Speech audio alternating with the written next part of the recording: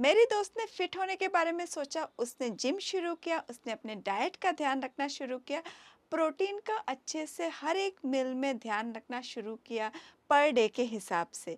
लेकिन 1 महीने बाद उसने मुझे बताया कि मेरा पेट हमेशा फुला हुआ रहता है, ब्लोटिंग रहता है, कॉन्स्टिपेशन है। करूँ क्या? प्रॉब्लम कहाँ पे है? एक्चुअली उसका प्रॉब्लम उसका फिटनेस के प्रति इंटरेस्ट दिखाना या जिम जाना या उसका प्रोटीन का ध्यान रखना किसी भी चीज़ में नहीं था, लेकिन प्रॉब्लम एक जगह पे था जहाँ पे वो काम नहीं कर रही थी, और वो था वो फाइबर रिच फूड का ध्यान नहीं रख रही थी। प्रोटीन के साथ आपने रिश्ता जोड़ लिया और फाइबर के साथ रिश्ता तोड़ दिया तो आपका काम नहीं होगा फिटनेस में, क्योंकि जो प्रोटीन है ये हमारा बॉडी बनाता है, लेकिन फाइबर हमारा बॉडी चलाता है।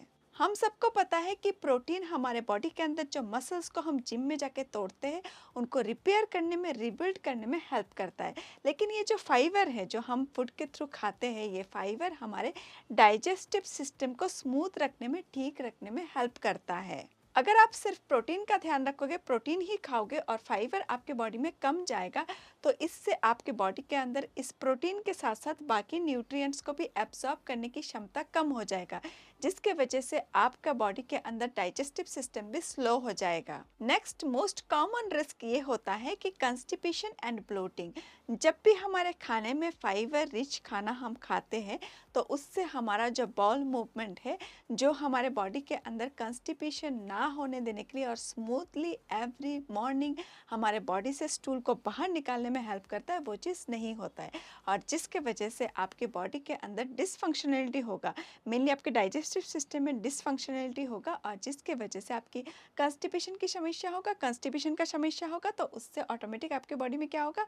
ब्लोटिंग, गैस फॉर्म होना शुरू होगा, पेट भरा भरा फुला फुला फील होगा। फिटनेस के अंदर ज़्यादातर लोग यही गलती करते हैं, वो सोचते हैं कि मैं अगर प्रोटीन अचानक से खाना शुरू किया हूँ तो ये प्रोटीन मेरे बॉडी को सूट नहीं कर रहा है।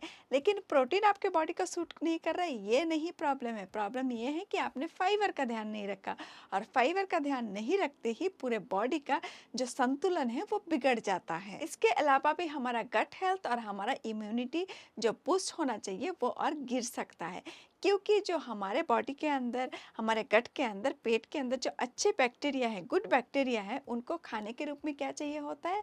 उनको चाहिए होता है फाइबर। जब हम फाइबर रिच खाना खाते हैं तो उनको मिलता है वहाँ से उनका खुराक, और उसी से हमारा गट हेल्थ अच्छा होता है।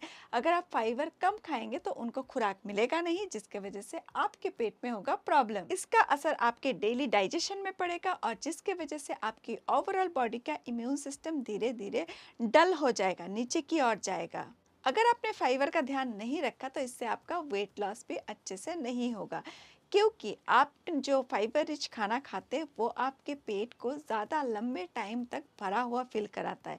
तो हम कम भी खाते हैं फाइबर रिच खाना, वो भी हमारे लॉन्ग टाइम तक हमारे पेट को फिलअप करने में, भरा हुआ फील करने में मदद करता है। उसके अलावा अगर हम कुछ और खाना खा रहे हैं तो वो जल्दी जल्दी सॉल्युबल हो जाएगा, जल्दी जल्दी डाइजेस्ट हो जाएगा, और फिर हमें भूख लगेगा, और जितना हम खाएंगे उतना हम क्या कर रहे हैं? कैलोरी इंटेक कर रहे हैं। तो कैलोरी ज़्यादा इंटेक करेंगे तो हमारे मेंटेनेंस कैलोरी से ऊपर चला जाएगा।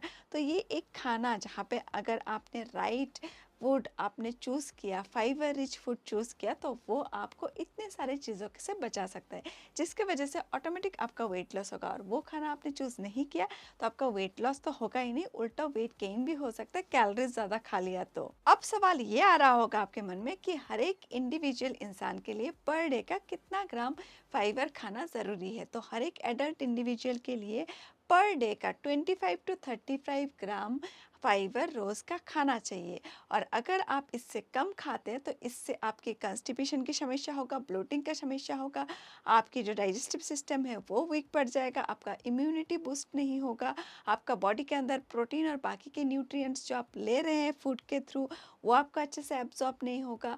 आप जो अच्छे के लिए फिट होने के लिए जा रहे थे वो चीज़ आपका अच्छे से होगा ही नहीं। एक चीज़ का आपने ध्यान नहीं रखा। तो याद रखिए, फिटनेस आपका सिर्फ प्रोटीन से आप बना नहीं सकते हैं। अगर प्रोटीन आपका लेफ्ट हैंड है तो फाइबर आपका राइट हैंड है। जैसे कि शोले मूवी में जैसे जय वीरू थे, ऐसे ही प्रोटीन और फाइबर एक दूसरे के साथ जुड़े हुए, उनको आप अलग कर देंगे तो आपके बॉडी के फंक्शनलिटी को वो गड़बड़ा देंगे। इसीलिए आज ही रिसर्चमेंट करिए फाइबर रिच फूड कौन से हैं, और अपने प्लेट में प्रोटीन रिच फूड के साथ साथ फाइबर रिच फूड का ध्यान रखिए, उनको रखिए, प्लेट में ऐड करिए, जैसे कि सैलड, दाल। आप अगर ब्रेकफास्ट खा रहे हैं तो ब्रेकफास्ट में ओट्स खा सकते हैं आप।